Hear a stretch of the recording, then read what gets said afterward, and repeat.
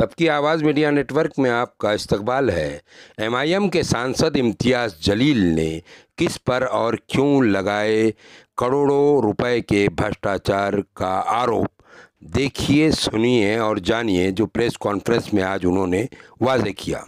अखाड़ी वो शख्स होता है जो अपने सर के ऊपर, अपने पीठ के ऊपर थैले उठाकर यहाँ से वहाँ रखना, चाहे वो रेलवे वैगन से उतारने का काम हो या मोंडे के अंदर अनाज ट्रक से उतारने का काम हो, एक मजदूर होता है।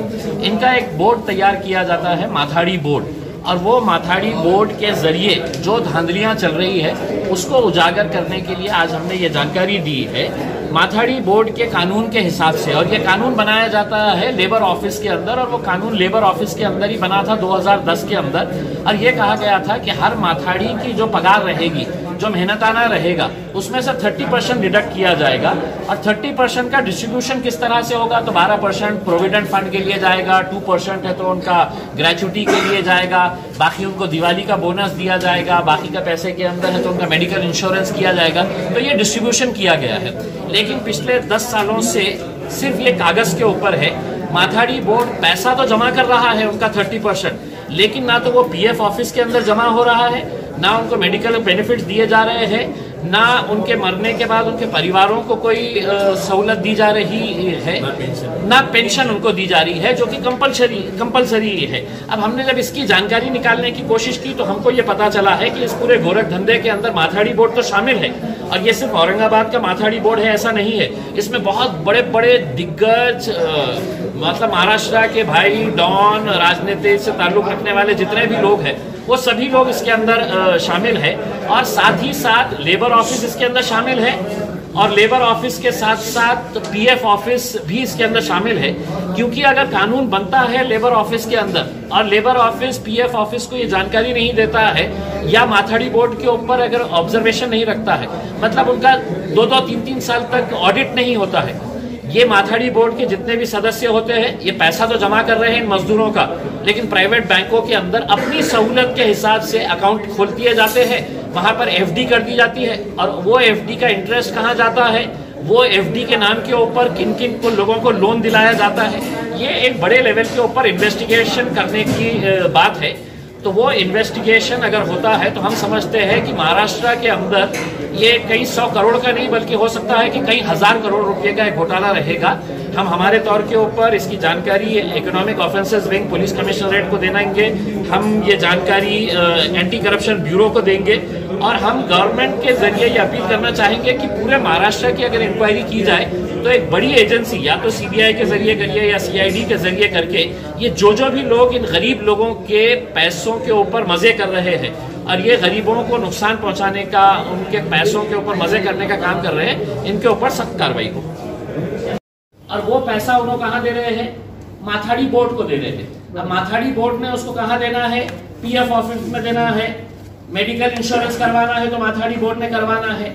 इसके अंदर हुंडेकरी को अगर आपने ये राइट दे दिए कि तू 30% जमा कर रहा है, तू ही डायरेक्ट जाके पीएफ ऑफिस के अंदर जमा कर, उसी का काम है, उसकी भी जिम्मेदारी है। ये कहाँ पे बताया, किसने बताया? ये सब हो क्या है ना, नहीं, कानून में है क्या पता, मेरे पास जितना मैंने पढ़ा है। बोर्ड का रीजनल ऑफिस औरंगाबाद में है, मुंबई में? बोर्ड हर डिस्ट्रिक्ट का बोर्ड है, हर डिस्ट्रिक्ट का एक बोर्ड, 36 बोर्ड है पूरे महाराष्ट्र में। 36 बोर्ड है, रीजनल ऑफिस है या डायरेक्टर है या संचालक क्या? नहीं, ये अंडर डिप्टी कमिश्नर लेबर के अंडर है, उनके अंडर कामगार उपायुक्त। आप जो बोल रहे हैं ये बिल्कुल सही है कि आखिर में माथाड़ी क्या समझ रहा है कि ये 30% तो इन्हों काट रहे हैं करके। हकीकत ये है कि उन्होंने 30% काट के है तो पूरा पैसा जमा करा दे रहे हैं, करोड़ों रुपया। इनके पास 800 होंगे और किसी के पास 500 होंगे, किसी के पास 2000 काम करने वाले होंगे, उन्होंने पैसा ले रहे हैं, उन्होंने पैसा लेके है तो मंडल को जमा करवा दे रहे हैं। अगर ये कानून के तहत अगर कोई आ जाता है कि हुंडेकरी नहीं, इनसे पैसा लेना और पीएफ ऑफिस के अंदर जमा करा देना डायरेक्ट पैसा, लेकिन कानून वैसा बना हुआ नहीं है। कानून ये है कि इन्होंने जमा 50 साल से जब इसकी स्थापना हुई, अब तक क्यों खामोश बैठे? बहुत सही सवाल है कि मतलब देखिए, मेरे पास ये तकरीबन 4 महीने पहले मेरे पास आए बहुत सारे माथाड़ी के जो कामगार थे, वो कामगार मेरे पास आए और उन्होंने ये बताया कि साहब हमारे घर में कि कई लोगों के मतलब ये था कि उनके परिवार के अंदर मौत हो गई है, इसके अंदर प्रावधान है कि मतलब वो मेडिकल का है तो इनको फ़ायदा हो। तो जब उन्होंने मुझे बताया तो मुझे यकीन नहीं हुआ कि मतलब इतना बड़ा बोर्ड जो है वो कैसा ये कर रहा है। तो 3 महीने हमने पूरी स्टडी की, उनके पास से पूरी इतनी बड़ी फाइल हो गई है मेरी। अगर आप लोग को स्टोरी बनाने के लिए ये माथाड़ियों का है, लेकिन धरना सेठ जो बैठे हुए हैं उन्होंने वो बैंक के पास जाके ऐसा एफडी का वो पेपर दे रहे हैं और बोल रहे मेरे को 25 करोड़ का लोन दो करके। तो ये ऐसे कितने चीजें हैं करके जिसका दुरुपयोग करके मेहनत की कमाई कोई और कर रहा है और मजे कोई और लूट रहा है। तो ये सब मुद्दे हैं। मैं आप लोगों से हाथ जोड़कर ये गुजारिश करूंगा कि इन मुद्दों के ताल्लुक से पहले जो जो सवाल है वो सवाल कर लीजिएगा। फिर आप बहुत उतावले हो रहे हैं भास्कर साहब कुछ और पूछने के। 8.33%, ये 30% का बाइफर्केशन आप जरा नोट करिए। उसके अंदर 30% का बाइफर्केशन कैसा है। भर पगारी रजा व छुट्टियां 0.0067%, उपदान 2%, नुकसान भरपाई 1%, ये प्रशासकीय खर्च 6%, ऐसा मिला के 30%। यानी कि किसी ऑर्गेनाइजेशन के अंदर आपने सुने हैं कि मजदूर मेहनत कर रहा है, थैले उन्हें अपने कंधे पे लेकर जा रहा है और ये कह रहे हैं कि प्रशासकीय खर्च जो हमारा रहेगा उसकी पगार भी तुम दो करके। अब ये कितना बैंक के अंदर अकाउंट है इनके, कितना इंटरेस्ट इनके पास जमा हुआ है और वो जो एफडी कराया गया है तो माथाड़ी बोर्ड ने उस एफडी के जरिए किन किन लोगों को लोन दिलवाने में या खुद लोन लेने में है तो वो एफडी के डॉक्यूमेंट्स सबमिट किए हैं। भाई मैंने एफडी जमा करा दिया है, माथाड़ी बोर्ड का मैं मेंबर हूँ, 50 करोड़ रुपए की एफडी है। अब मेरे बाकी का पैसा गायब। तो ये कौन सी इंश्योरेंस कंपनी है जिसके साथ ये हुआ? ये सब हर चीज उनके पास पॉलिसीज होना चाहिए ना कि भाई हमने है तो 800 लोगों का 8000 लोगों का हमने कराया है तो ये पॉलिसीज है। पीएफ का पैसा हमारे पास इतना जमा है, हमने पीएफ ऑफिस के अंदर जमा करवा दिए है। ये सिर्फ अगर आप देखेंगे सिर्फ पीएफ के पैसों की अगर बात करेंगे तो मैं समझता हूँ ये 40-50 करोड़ रुपये तो सिर्फ पीएफ का पैसा है, ये मजदूरों का पैसा है, माथाड़ियों का पैसा है। सिर्फ पीएफ का अगर निकालेंगे तो बाकी दूसरी चीजें जो 30% के अंदर आ रहे हैं, 30% में से मैं सिर्फ 12% की बात कर रहा हूँ। तो आप सोचिएगा कि पूरा 30% अगर हम काउंट करेंगे तो ये कितने 100 से करोड़ के अंदर जाने वाला है। लेकिन ये मामले के अंदर पूरे भाई डॉन जितने भी सब लोग रहते हैं वो सब इन्वॉल्व है। उसमें लेबर ऑफिस के अधिकारी पूरी तरह से इसमें शामिल है, पीएफ ऑफिस इसके अंदर पूरी तरह से गुता हुआ है। मैं तो हमने अब ये तय किए हैं, हम हमारी तरफ से जितने डॉक्यूमेंट्स है वो डॉक्यूमेंट्स हम तैयार करके एंटी करप्शन ब्यूरो और पुलिस कमिश्नर के जरिए इकोनॉमिक ऑफेंसेस विंग के पास हम दे रहे हैं, क्योंकि ये करप्शन का मामला है, ये करप्ट प्रैक्टिसेस का मामला है। इन्होंने इन्वेस्टिगेट करके इनके सबके अधिकारियों को जेल में डालो, उनके माथाड़ी बोर्ड के कौन कौन लोग हैं उनको पकड़ के लेके आओ। और हम माथाड़ियों से आपके जरिए ये अनुरोध करना चाहते हैं, ये लड़ाई इम्तियाज जलील की नहीं है, मैं तो आपके लिए सिर्फ मदद करने के लिए आया है। अब पूरे माथाड़ी बोर्ड को आपको एक ताकत के साथ खड़े रहने की जरूरत है। पूरे माथाड़ी जितने भी जिले के अंदर काम कर रहे हैं, मैं आपको आश्वासन दिलाता हूँ, आप मुझे ताकत देना, मैं आपको ये आपका जितना भी 30% है आप लाइए, जितनी आप ताकत लगा सकते हैं, मुझे डरा सकते हैं, धमका सकते हैं, खरीद सकते हैं, जो जो करना चाहे आप कर सकते हैं। लेकिन ये पैसा ये गरीब लोगों का है और ये गरीब लोगों का पैसा अगर उन तक नहीं पहुंचा, अगर हम सब खामोश बैठे रहे इसके अंदर, तो हम भी इन लोगों के साथ एक नाइंसाफी कर रहे हैं। मैंने अपने इस प्रेस रिलीज के जरिए आपको दिया हूँ, अगर ये मामले के अंदर EOW इसके अंदर अगर दखल नहीं लेता है, अगर इसके अंदर एंटी करप्शन ब्यूरो है तो इसके अंदर खामोश बैठ जाता है, तो हमने हमारे तौर के ऊपर हमने पूरा पेटिशन तैयार किए थे। हम कोर्ट के अंदर जाकर इसका पेटिशन फाइल करेंगे और उसके अंदर सबको लपेटा जाएगा।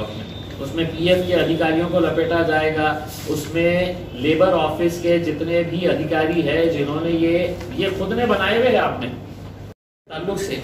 मैं आपको इसके अंदर जो जो भी सवाल उपस्थित करने का है उनका जो जो भी ये है मैं आपको उसके डॉक्यूमेंट्स दे रहा हूँ। हमने जो प्रश्न उपस्थित किए हैं वो प्रश्न के ताल्लुक से हम आपको पूरी जानकारी इसके अंदर दे रहे हैं कि क्या क्या इसके अंदर सवाल उठाना चाहिए। ये देखिए, सिर्फ 10,000 मजदूरों का मामला नहीं है। अगर उनके परिवारों को अगर आप जोड़ देंगे कि एक परिवार के अंदर अगर 4 लोग भी है तो आप एक 50,000 1 लाख लोगों के करीब मतलब लोगों की जिंदगी से जुड़ा हुआ ये मुद्दा है। और उस मुद्दे को अगर हम नहीं उठाएंगे, उस मुद्दे को हर कोई है तो दबाने की कोशिश करेगा, छुपाने की कोशिश करेगा, तो ये माथाड़ियों के साथ कभी भी ये नहीं होगा। ये वो लोग हैं साहब जो मतलब इतनी शिद्दत के साथ मेहनत करते हैं। हम आपको अगर हमने खुद किसी ने कहा कि एक थैला उठा के यहाँ से वहाँ रखो करके, तो हम रख सकते हैं कि देखिएगा उसमें, ये वो मजदूरा है। पूरे लॉकडाउन के पीरियड के अंदर कोई सुविधा नहीं। हमने जब मीटिंग हुई कलेक्टर ऑफिस के अंदर तब इन लोगों की मीटिंग ऑर्गेनाइज करवाने लगाए।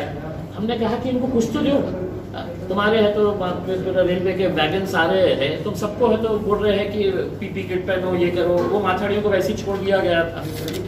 आखिर में जब मुद्दा उठाया गया था तो ये मामला सिर्फ यहाँ का है, यहाँ के हद तक है नहीं है। वही मतलब इसमें आपके हमने बहुत सारे वो बांट दीजिएगा। मेडिकल इंश्योरेंस के लिए पैसा लिया जाता है, मेडिकल इंश्योरेंस। और मेडिकल इंश्योरेंस के लिए अगर आप जाएंगे, आप उनसे पूछेंगे कि आपकी मेडिकल इंश्योरेंस किस कंपनी के साथ है, तो हकीकत ये है कि अगर इनके पास 800 लोग हैं, 800 लोग का अगर मेडिकल इंश्योरेंस करवाया गया है, किसी एक कंपनी के साथ हो गया है उनका,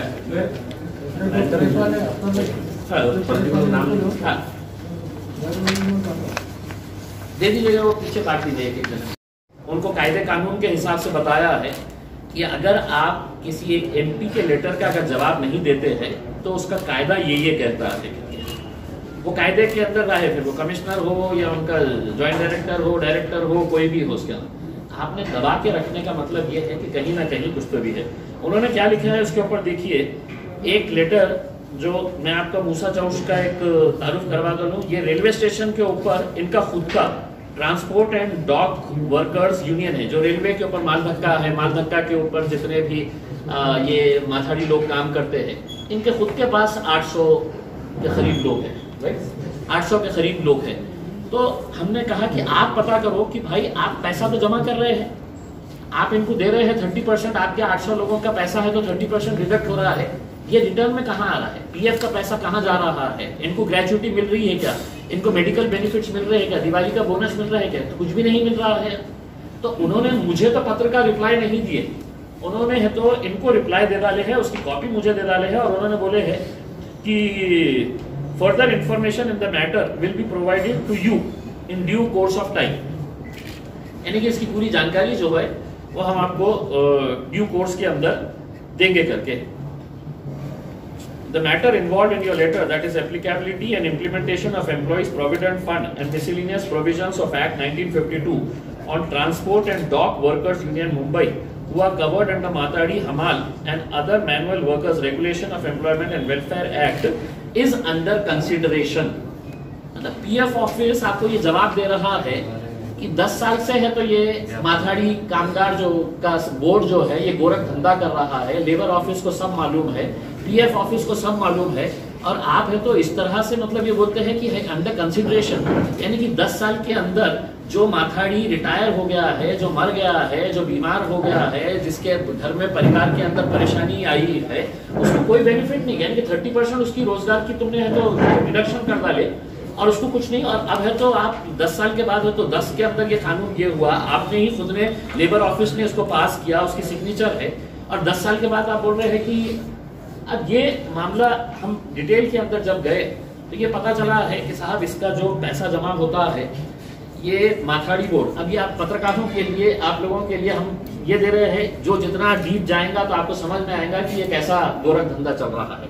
इसमें जो भी पैसा जमा होता है, ये माथाड़ी बोर्ड के जो भी नेता मंडली है वो अलग अलग पार्टियों के होंगे उसमें, लेकिन ये अपने अपने हिसाब से अपने बैंक के अंदर ये पैसा डाल देते हैं। मैं माथाड़ी बोर्ड का चेयरमैन हूं, मैंने डाल दिया, एफडी करवा दिया, ये एफडी का पैसा नहीं है, ये आपके अब्बा की जागीर नहीं है, ये गरीब लोगों का पैसा है कि आपने है तो पैसा लिया और पैसा लेके है तो उसको बैंक के एफडी करवा दिए है करके आपको 12% के हिसाब से पीएफ को देना है। तो इसमें बहुत सारे ऐसे लोग शामिल है।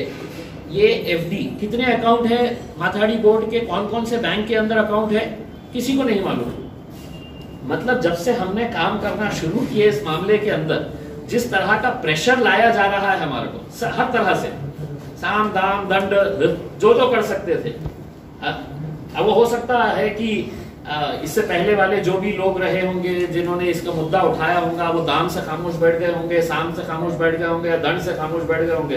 अब इम्तियाज जलील ना साम से डरता है, ना दाम चाहिए, ना दंड चाहिए उसके अंदर। तो अब हम जब लगे हुए हैं तो इतना प्रेशर इस ताल्लुक से हमारे ऊपर बनाया जा रहा है कि पीएफ ऑफिस बोलता है कि नहीं उठाना, माथाड़ी बोर्ड कहता है कि ये मुद्दे को यही रहने देना, हम सुलझाने वाले हैं। लेबर कमिश्नर का ऑफिस के अंदर तो मतलब ऐसा अंधाधुंध कारोबार चल रहा है कि आप अंदाजा नहीं लगा सकते।